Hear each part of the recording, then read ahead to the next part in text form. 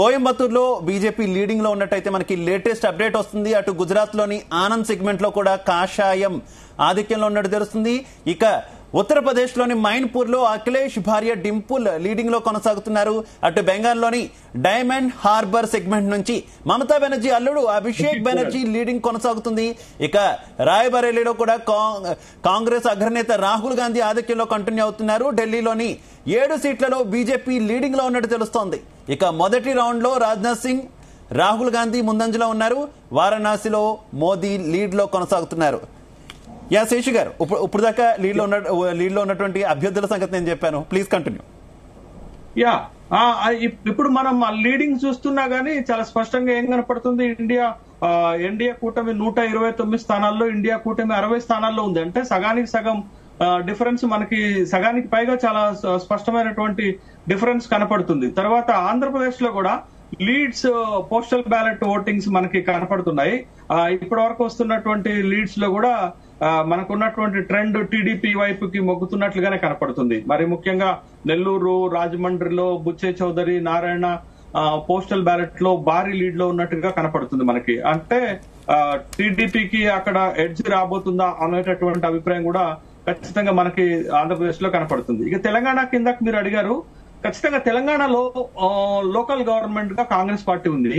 Congress party తన lead ని కొనసాగించవచ్చు కానీ భారతీయ జనతా పార్టీ కూడా తన పూర్వపు లోక్సభ స్థానాలని పెంచుకుంటుంది. కాబట్టి అది భారతీయ జనతా పార్టీకి బలమే కదా. భారతీయ జనతా పార్టీకి ఖచ్చితంగా 2014లో కేవలం ఒకే ఒక లోక్సభ స్థానాన్ని గెలిస్తే 2019కి వచ్చరకు మరొక 3ని పెంచుకొని 4 లోక్సభ స్థానాలు గెలిచింది.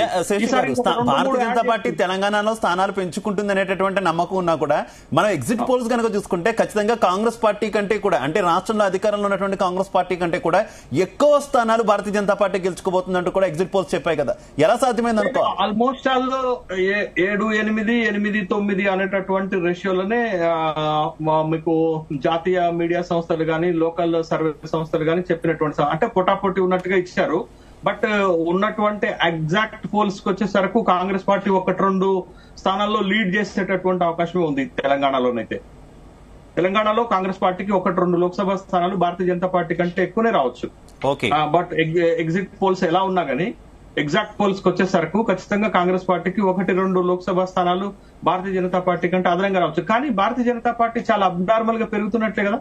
4 లోక్సభ స్థానాల నుంచి ఇంకో 4 లోక్సభ స్థానాలు గెలిచిందంటే తన బలాన్ని రెట్టింపు చేసుకుంటున్నట్టే కదా. ఇంకొకటి, భారతీయ జనతా పార్టీ 2014 నుండి తెలంగాణ రాష్ట్రం ఏర్పాటైన తర్వాత కన్సిస్టెంట్ గా తన ఓటు బ్యాంకుని తెలంగాణ రాష్ట్రంలో పెంచుకుంటుంది. తన ఓటు బ్యాంకునే కాదు, లోక్సభ సీట్లను పెంచుకుంటుంది అనేటటువంటి విషయాన్ని గమనించాలా. శాసనసభకు వచ్చేసరికి కొంత డిఫరెంట్ అవుతుంది కానీ, బట్ మోడీ ఫ్యాక్టరు, కేంద్రంలో బీజేపీ మళ్ళొకసారి ప్రభుత్వం ఏర్పడబోతుంది అనేటటువంటి ఒక స్పెక్యులేషన్ లో ఖచ్చితంగా భారతీయ జనతా పార్టీకి కొంత ఎడ్జ్ వస్తున్నట్లుగానే మనకు కనపడుతుంది తెలంగాణ రాష్ట్రంలో కూడా. అలాగే బీఆర్ఎస్ ఓటర్ కూడా భారతీయ జనతా పార్టీ వైపు షిఫ్ట్ అయ్యారంటారా శేషు గారు? ఎందుకంటే బీఆర్ఎస్ కొంత పతనమైనటువంటి సిచ్యువేషన్ కదా, కాంగ్రెస్ కి వెళ్లేటటువంటి పరిస్థితి ఎలాగో లేదు కాబట్టి ఖచ్చితంగా బీజేపీకి షిఫ్ట్ అయ్యే అవకాశం ఉందనుకోవాలి.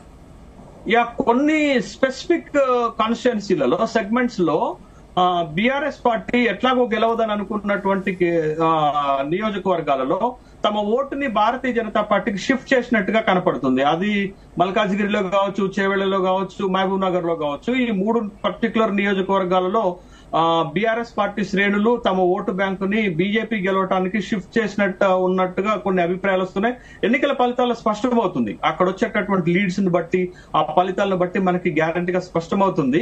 కానీ ఓవరాల్ గా ఒక అభిప్రాయం ఏముంది అని అంటే, బీఆర్ఎస్ పార్టీ తన కొంత ఓట్ బ్యాంకుని గెలిచే చోట భారతీయ జనతా పార్టీకి షిఫ్ట్ చేసినట్లుగానే కనపడుతుంది. లేకపోతే భారతీయ జనతా పార్టీకి 8-9 లోక్సభ స్థానాలు గెలుచుకునేటటువంటి బలం లేదనేటటువంటి అభిప్రాయమే కలుగుతుంది. అలాగే శేషు గారు, మనం ఇప్పటి వరకు లీడ్ లో ఉన్నటువంటి వ్యక్తుల గురించి చూసాం. ముఖ్యంగా రాయ్బరేలీ నుంచి రాహుల్ గాంధీ లీడ్ లో ఉన్నటువంటి సిచ్యువేషన్ ఏ రకంగా చూసుకోవాలి? రాహుల్ మళ్ళీ నార్త్ లో తన ప్రాబల్యాన్ని పెంచుకుంటున్నారనుకోవచ్చా? అంటే నార్త్ లో మళ్ళీ గెలవడం ద్వారా గతంలో వచ్చినటువంటి విమర్శలకు ఆయన చెక్ పెట్టారనుకోవచ్చా? అట్లేం లేదండి. ఇప్పుడు రాయ్బరేలీ, అమేధీ, సుల్తాన్పూర్ లాంటి 3 నియోజకవర్గాలు కాంగ్రెస్ గాంధీ కుటుంబానికి యూపీలో చాలా బలమైనటువంటి నియోజకవర్గాలు. యూపీ అంతా కాంగ్రెస్ పార్టీ ఓడిపోతున్నప్పటికీ